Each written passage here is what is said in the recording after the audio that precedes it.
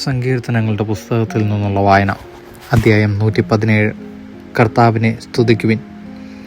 ജനതകളെ കർത്താവിനെ സ്തുതിക്കുവിൻ. ജനപദങ്ങളെ അവിടുത്തെ പുകഴ്ത്തുവിൻ. നമ്മോടുള്ള അവിടുത്തെ കാരുണ്യം ശക്തമാണ്. കർത്താവിൻ്റെ വിശ്വസ്തത എന്നേക്കും നിലനിൽക്കുന്നു. കർത്താവിനെ സ്തുതിക്കുവിൻ. അധ്യായം 118. വിജയം ലഭിച്ചതിന് നന്ദി. കർത്താവിന് കൃതജ്ഞതയർപ്പിക്കുവിൻ. അവിടുന്ന് നല്ലവനാണ്. അവിടുത്തെ കാരുണ്യം എന്നേക്കും നിലനിൽക്കുന്നു. അവിടുത്തെ കാരുണ്യം ശാശ്വതമാണെന്ന് ഇസ്രായേൽ പറയട്ടെ. അവിടുത്തെ കാരുണ്യം ശാശ്വതമാണെന്ന് അഹ്റോൻ്റെ ഭവനം പറയട്ടെ. അവിടുത്തെ കാരുണ്യം ശാശ്വതമാണെന്ന് കർത്താവിൻ്റെ ഭക്തന്മാർ പറയട്ടെ. ദുരിതങ്ങളിൽ അകപ്പെട്ടപ്പോൾ ഞാൻ കർത്താവിനെ വിളിച്ചപേക്ഷിച്ചു. എൻ്റെ പ്രാർത്ഥന കേട്ട് അവിടുന്ന് എന്നെ മോചിപ്പിച്ചു. കർത്താവ് എൻ്റെ പക്ഷത്തുണ്ട്. ഞാൻ ഭയപ്പെടുകയില്ല. മനുഷ്യന് എന്നോട് എന്തു ചെയ്യാൻ കഴിയും? എന്നെ സഹായിക്കുവാൻ കർത്താവ് എൻ്റെ പക്ഷത്തുണ്ട്. ഞാൻ എൻ്റെ ശത്രുക്കളുടെ പതനം കാണും. മനുഷ്യനിൽ ആശ്രയിക്കുന്നതിനേക്കാൾ കർത്താവിൽ അഭയം തേടുന്നതാണ് നല്ലത്. പ്രഭുക്കന്മാരിൽ ആശ്രയിക്കുന്നതിനേക്കാൾ കർത്താവിൽ അഭയം തേടുന്നതാണ് നല്ലത്. ജനതകൾ എന്നെ വലയം ചെയ്തു. കർത്താവിൻ്റെ നാമത്തിൽ ഞാൻ അവരെ നശിപ്പിച്ചു. അവരെന്നെ വലയം ചെയ്തു. എല്ലാ വശത്തും നിന്ന് അവരെന്നെ വളഞ്ഞു. കർത്താവിൻ്റെ നാമത്തിൽ ഞാൻ അവരെ വിച്ഛേദിച്ചു. തേനീച്ച പോലെ അവരെന്നെ പൊതിഞ്ഞു. മുൾപടർപ്പിന് പിടിച്ച തീ പോലെ അവർ ആളിക്കത്തി. കർത്താവിൻ്റെ നാമത്തിൽ ഞാൻ അവരെ വിച്ഛേദിച്ചു. അവർ തള്ളിക്കയറി ഞാൻ വീഴുമായിരുന്നു. എന്നാൽ കർത്താവ് എൻ്റെ സഹായത്തിനെത്തി.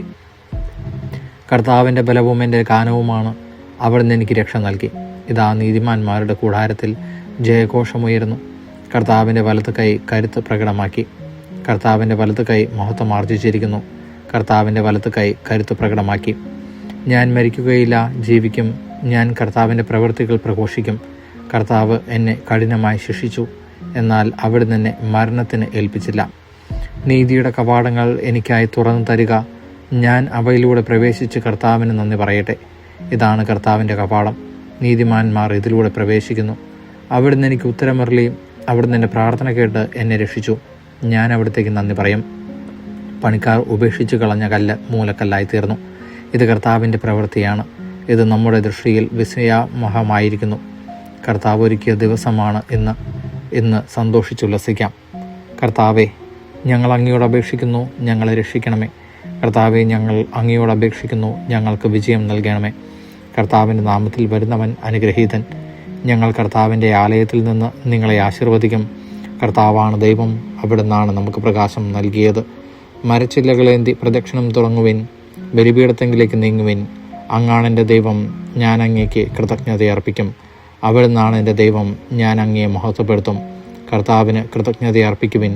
അവിടുന്ന് നല്ലവനാണ്. അവിടുത്തെ കാരുണ്യം എന്നേക്കും നിലനിൽക്കുന്നു. ദൈവവചനമാണ് നാം കേട്ടത്.